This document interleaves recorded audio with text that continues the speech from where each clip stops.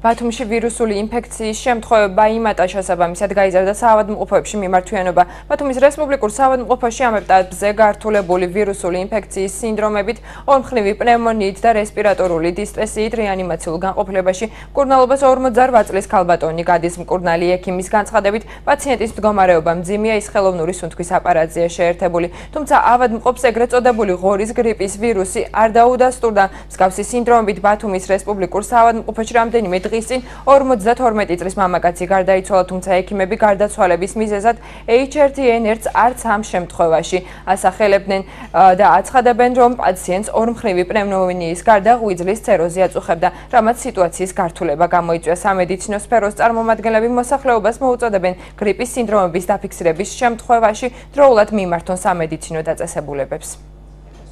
სტაციონარულ მკურნალობას გადის ერთი ქალბატონი, რომლის ზოგადი მდგომარეობა მძიმეა, არის ორმხრივი პნევმონია, გართულებული მოზრდილთა რესპირატორული დისტრეს სინდრომით.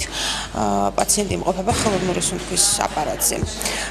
იდენტიფიცირებული აი ამ კონკრეტულ შემთხვევაში A-ტიპის გრიპის ვირუსი არ არის. არსებობს ექსპრეს კვლევა, სპეციალური ტესტები არსებობს, რომლითაც ხდება ცხვირხახის ნაცხის გამოკვლევა.